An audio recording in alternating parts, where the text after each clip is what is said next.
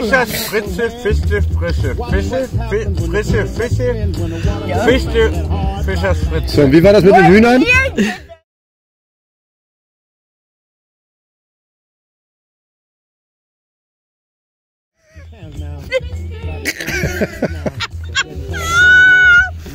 Wie war das mit den Hühnern? Das, weil der Korn zu schnell fliegen geht.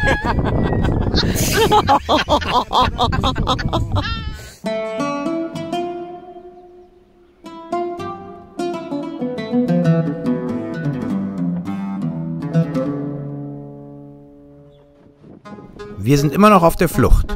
Auf der Flucht vor dem Lockdown. In der Türkei sind die Corona-Zahlen immer noch desaströs hoch. Die Provinzgrenzen wurden dicht gemacht. Kurz zuvor sind wir losgesegelt von Kaş nach Muğla. Einmal in der südwestlichsten Provinz der Türkei angekommen, ist Segeln erlaubt. Oder war. Oder man weiß es nicht ganz genau. Denn mittlerweile gibt es neue Regeln. Schärfere Regeln. Die Türkei ist auf dem Weg in einen Total-Lockdown. Für 3 Wochen. Aber das erfahren wir erst auf unserer Rückfahrt. Das heißt auch für uns, Segel runter und nicht mehr bewegen. Wie bislang nur am Wochenende. Naja, zum Glück kommt Rescue Team. Den ersten Wochenend-Lockdown auf unserer Reise haben wir in der Bucht Benjik verbracht. Langweilig wird es nicht. Irgendwas ist ja immer. Mal streikt der Außenborder oder ein Fischer bringt einen herrlich frisch gefangenen Fisch. Ein Palamut, ein Bonito. Guten Appetit. Nach dem Wochenende holen wir den Anker ein, setzen die Segel und düsen Richtung Datça. Oder so ähnlich. Müssen ja nicht immer 7 Knoten sein. Naja, 2,5. Gut.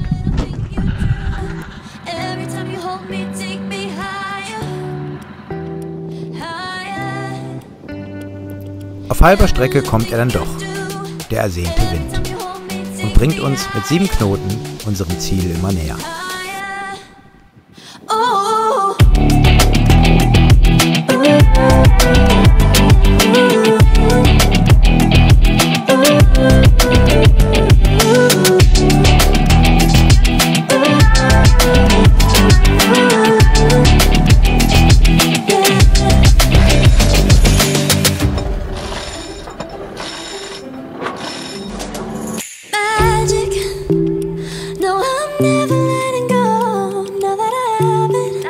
Während wir uns auf das Anlegen vorbereiten, macht Chinge noch eine Runde Yoga.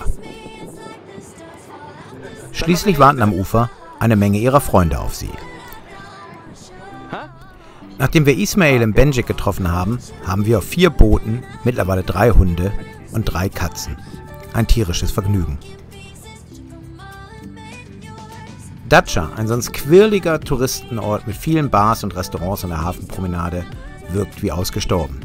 Kaum etwas bewegt sich. Der Stadtstrand ist leer, die Plätze sind verwaist und auf den Straßen sind mehr Tiere als Menschen zu sehen. Nur hin und wieder düst ein Auto durch die Straße.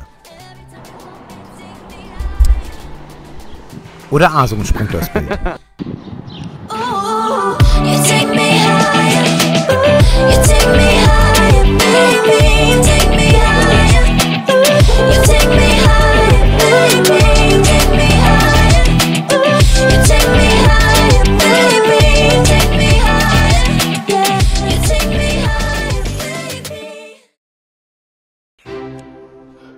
An Ausschlafen ist nicht zu denken. Sobald die Sonne aufgeht, weckt mich die Katze oder der Hund.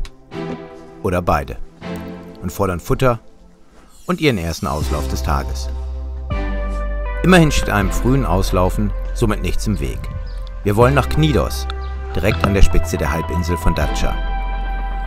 Der Wind soll uns direkt auf die Nase wehen, aber bei 18 Knoten macht so ein bisschen Kreuzen ja Spaß. Doch die Windvorhersage hat sich mal wieder etwas getäuscht, so um knapp 10 Knoten. Aber wir hätten ja auch gewarnt sein können.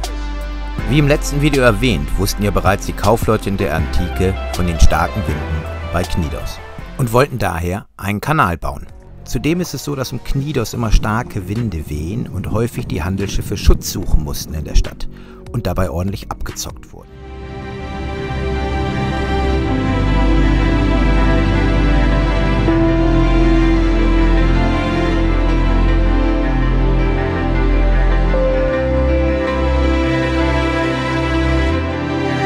Leider fühlten sich Hund und Katze nicht wirklich wohl und so beschlossen wir, zurück nach Dacia zu segeln, wo unsere Freunde bereits mit ein paar Bier auf uns warteten.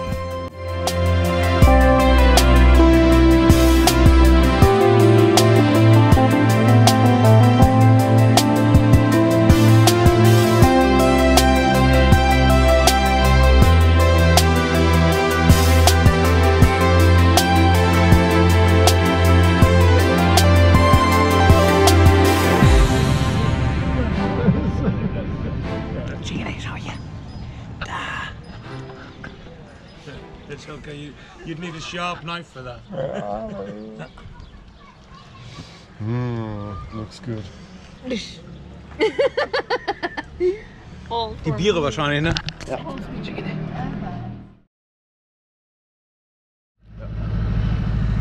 Dacia, die zweite für dich. Mal gucken, wo wir heute Abend sind. Hallo, Ismail! Geplant war eigentlich, in die Bucht Serge zu segeln, in der Nähe von Busokale. Doch weil es dort kein WLAN gab, wollten wir weiter segeln. Die zweite Bucht entpuppte sich dann leider als ein Fiasko. Wir hatten mittlerweile zu viel Wind und der Platz war einfach zu klein. Also segelten wir weiter Richtung Çiftlik. Mit leichten achterlichen Winden ging es zunächst vorbei an der griechischen Insel Simi. Beim Schmetterlingssegeln verhedderte sich dummerweise die Reffleine der Genua. Die Rettungsaktion kostete mich später die Mütze. Und dann kam auch noch die Küstenwache.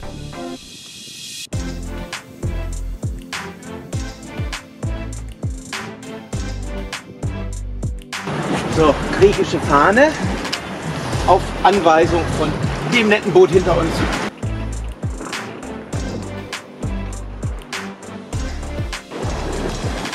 Hoppa!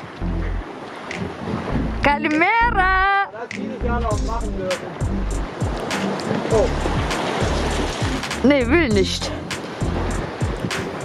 So. Griechenland! Quasi offiziell, wenn ihr fragen könnt, dürft ihr hier rein? Nein. Aber die hätten uns auch eine Strafe schreiben können. Sehr nett. Ja, lag auch daran, dass diese gut aussehende Polizeibeamtin von der griechischen Küstenwache ja gleich, ich glaube, schon ein Auge aufgesprochen hatte. Merkst? Ja, ja. Sehr hübsch war das. Sehr hübsch und sehr freundlich. Ja. Und die waren jetzt ja echt Super freundlich. Super hübsch. sehr freundlich. Aber trotzdem ist man mit sich weg. Konnten die jetzt aber nicht für.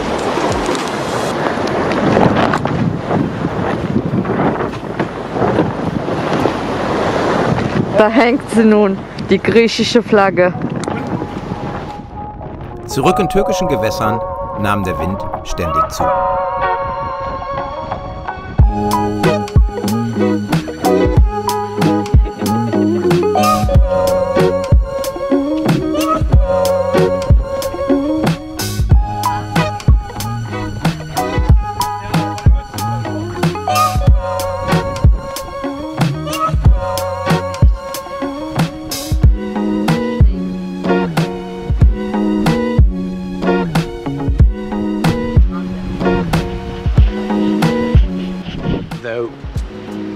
Nächster Versuch, Çiftlik. Am Ende sind wir wahrscheinlich heute Abend Hamam Bay.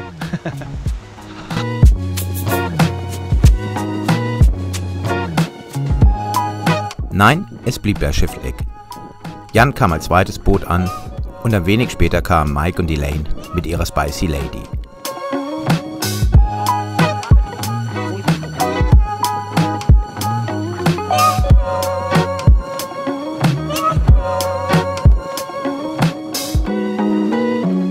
Als Chartersegler war ich etliche Male in Çiftlik.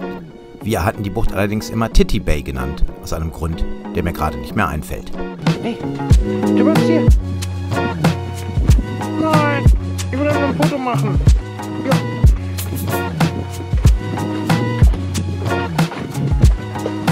Und wie immer, wenn es in der Küche klappert, sind die Tiere nicht weit.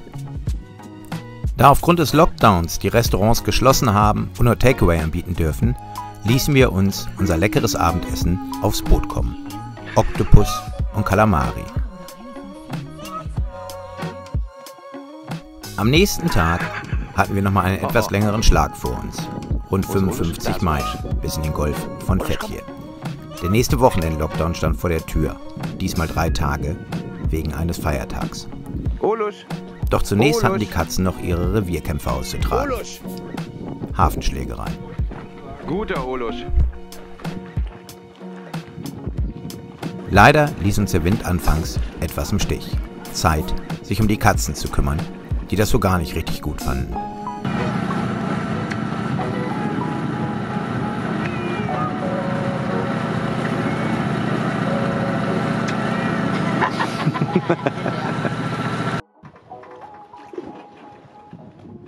Und so dümpelten wir mehr, als dass wir segelten, unserem Ziel entgegen. Der Hammam Bay, auch Kleopatra-Bucht genannt. Eine herrliche Bucht im Golf von Fethiye, benannt nach einer alten Ruine, die einst das Badehaus von Kleopatra gewesen sein soll. Einer unserer Lieblingsorte.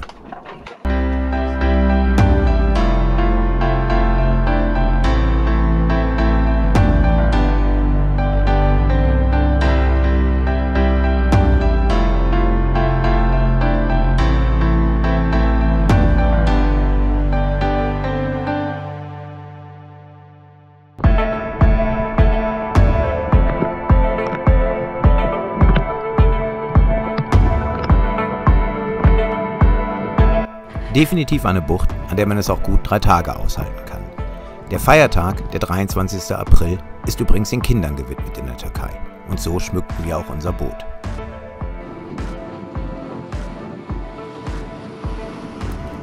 Nachdem wir, und damit meine ich Jan, meinen Außenborder repariert hatten, düsten wir durch die Bucht mit den Dinghies. Immerhin so konnten wir uns frei bewegen. Wie kleine Kinder, ne?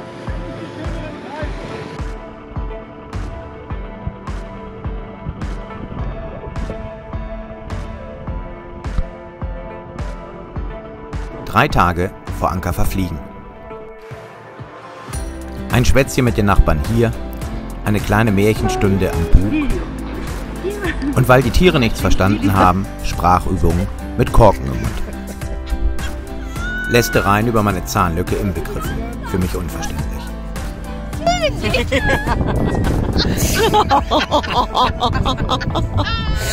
Du hast so große Lücken, da geht das natürlich.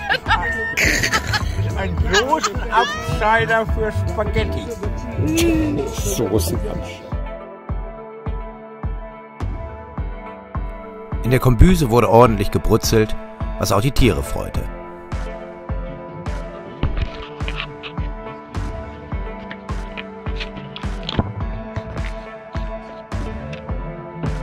Nicht nur den gefräßigen Hund an Bord, sondern auch die Ziegen an Land, die die Küchenreste bekamen.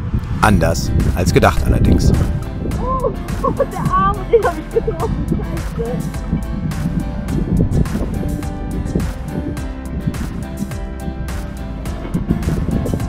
Oh, ich habe die Tiere getroffen.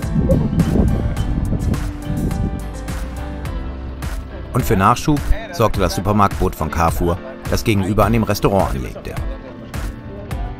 Olosch entspannte derweil an Deck und dann war da noch mein Geburtstag. So, das sind 11 Kerzen mal 4,9. Nein. Hast du? Nein, kommt nicht hin. Na 5. Bist du bescheuert? Ich bin ja nicht 55. Nein, es war der 49. und es gab viel zu trinken. Die Kurzfassung ist in etwa dieses Schild. Am nächsten Tag sollte es eigentlich nach Kasch zurückgehen. Doch draußen waren über 40 Knoten Wind angesagt. Zu viel für Katze und Hund. Also fuhren wir nochmal nach Göcek. Für eine Nacht. Eine Vollmondnacht.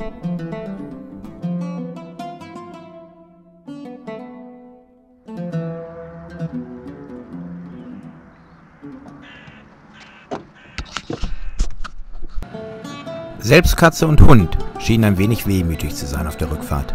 Vielleicht ahnten sie aber auch schon, dass der nächste Lockdown kommt. Diesmal für 21 Tage und zwar komplett. Das heißt, auch wir dürfen nicht raus zum Segeln. Zum ersten Mal in der Türkei. Für alle die aber einen Urlaub hier geplant haben, sei eine Warnung angesagt. Touristen dürfen sich frei bewegen.